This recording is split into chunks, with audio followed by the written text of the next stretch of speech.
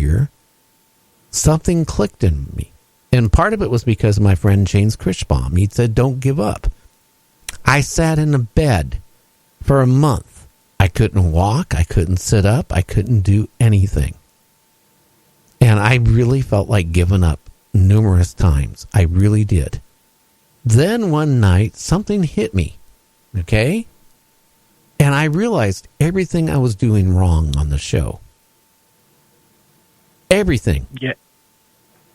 You had an epiphany. I had a big one.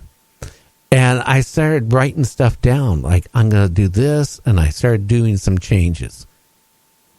And, if people don't like the wacky, I have not had a complaint yet. I probably will now because I said it. I think the first hour of the show, I try to make it fun. And the day has gone by, right? We just don't need to hear bad shit right away. Right. Okay? And we don't need to just jump into somebody talking about UFOs or ghost hunting right off the bat. You can go to all these other shows and you can do that. Okay? You can hear guitar music. You can hear all this. You can do whatever. Okay? With my friend James, we do the news. We have Ryan coming on once a week giving, UFO reports. Tobias comes on once a week talking about cryptics. We do the wacky news. And then during the wacky news, I give James a little bit of time off and on to talk about, earth changes, UFOs and stuff like that. But I try to make it fun out there. For it's not a boring show. And then we bring our guest on and then we get into the real. And that's what it's all about. Yeah. I think you have it very geniusly packaged up. They get a little bit of comedy with the wacky stuff. They get some serious news from me, and then we have a guest that could experience anything from abductions to spirits to conspiracies to Bigfoot, whatever. Yeah. Now, a lot of times you'll hear me when I don't ask the guests a lot of questions, and there's a reason sometimes I don't ask the guests a lot of questions. One is the guest has a lot of information he wants to get out, and I feel it's worth getting out. The other one is a guest, I hate to say it, I don't want to ask any questions because I don't want to embarrass him or her on the air. And I usually leave it to the end of the show. Then I'll ask one or two bad questions. Not bad, but one or two questions. And just to let them know that they didn't pull the wool over my eyes. Right. Yeah, I get what you're saying. I can always feel when that's coming on. I'm like, wonder what Gary's going to ask. Yeah, like the other night. Yeah, like the other night. That was comical. But, sometimes enough's enough. Enough's enough. Well, what I want is guests down there on the show that are what happened to them is real. Okay? I don't need somebody who writes a book and then, when they're writing a book, they're making it up. They're writing a story. And that's all it is. So now they have to market that story. So they make up a story to sell their book. I don't want that. I don't need that guest on my show. They can go to that other show or two, and they can be on there, and they can give their BS to them. It's just not going to happen anymore on my show. Right, and it's disrespectful and insult to the guests that are legit and have experienced and been through some serious stuff. Which is true, and it's also a slap in the face to the listeners. Right, and that's the thing. That's the beauty of it. I tell you all the time, you can't fool listeners, whether they know it or not. Deep down, listeners will know as a whole when people are full of crap. No, I said the crap word. It's full of shit. There you go. No, I can say that because we're not on the radio stations at this time of the night. But the listeners are very important to me. Like I said, when I got injured and I still can't walk, I can only go about 20 feet with a walker like twice a week, but I'm not giving up. But emotionally, I'm going on 68 years old. I listen to guys on the show, guests that are in their late 50s and early 60s. And I said to my wife the other day, I said, some of these people sound like they got Alzheimer's or what's going on? They sound like they're 90 years old. They think they're like they're 90 years old. They're not sharp or they're not witty. It amazes me. I was looking at some of these people, like William Shatner, 89 years old. Yep. Okay, the guy rides a bicycle, rides a motorcycle, rides a horse a couple times a week, made 2 movies recently. The guy, his philosophy, like Mark Cushman, who wrote a book about the original Star Trek, which had permission from Roddenberry. It actually Roddenberry gave him all the notes from the network and everything he ever wrote about Star Trek to him so he could write the book.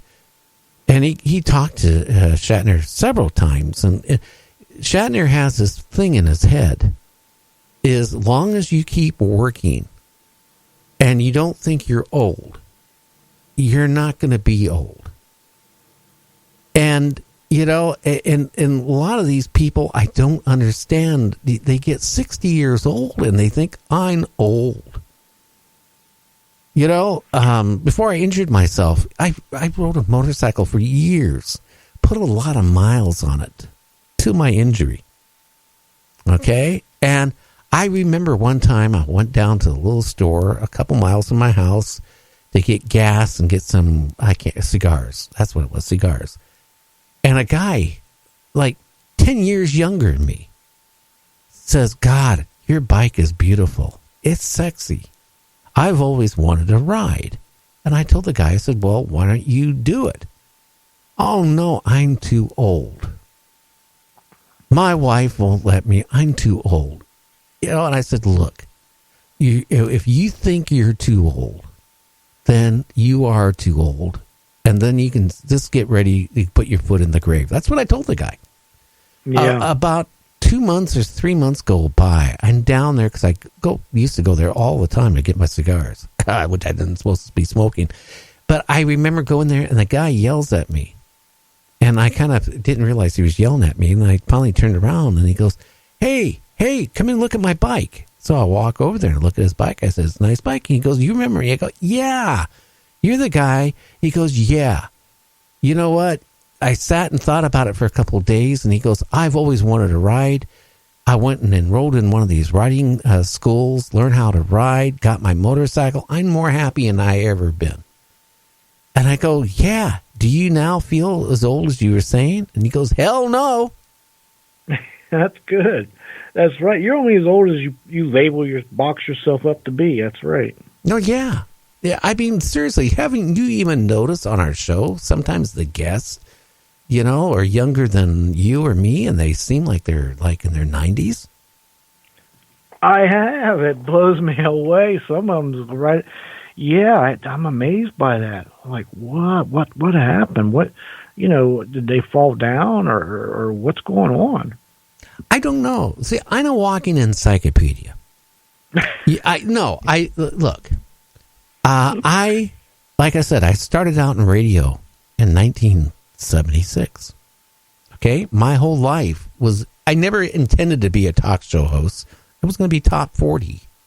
I did a little top 40, but all of it has been basically talk radio.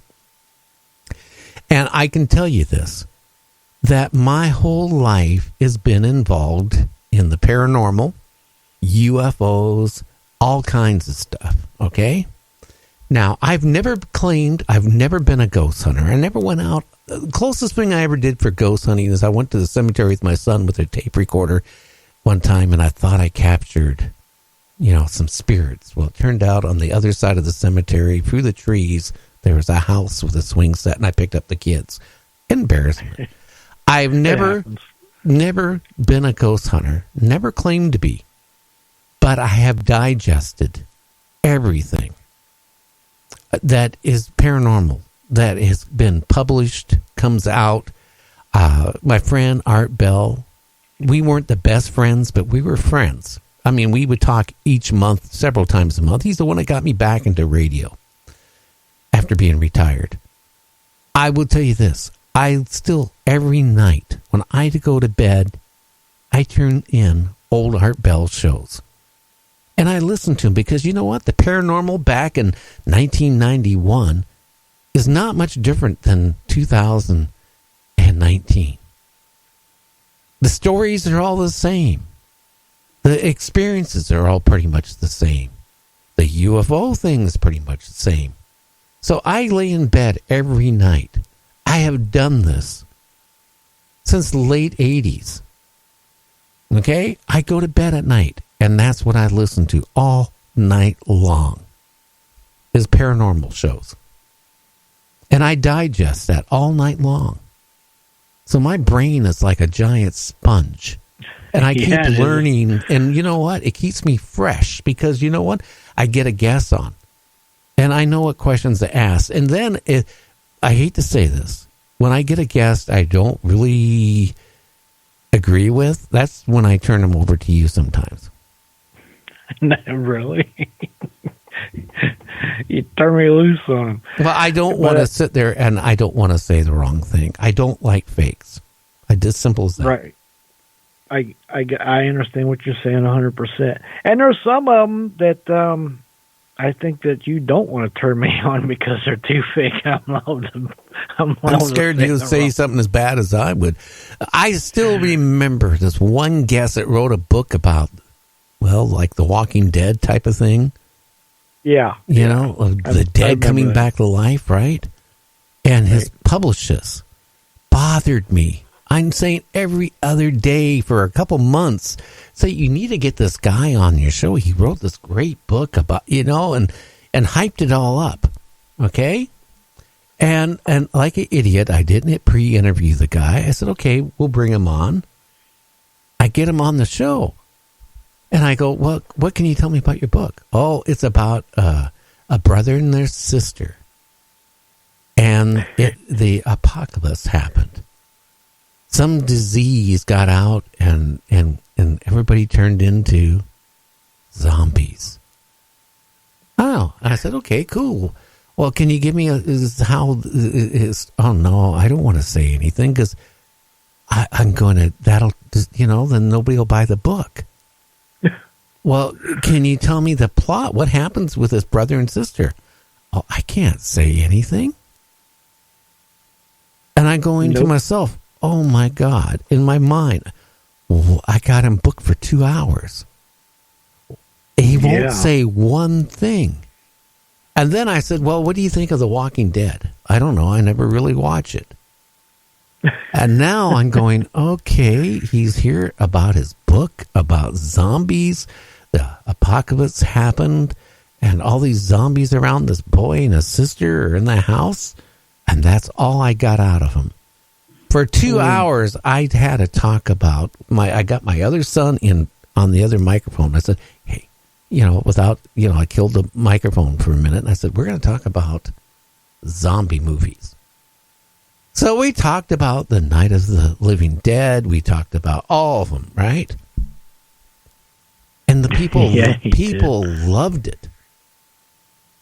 And then, at the end of the show, at the 2 hours, because the guy wasn't, he would say, oh, I think I remember that movie.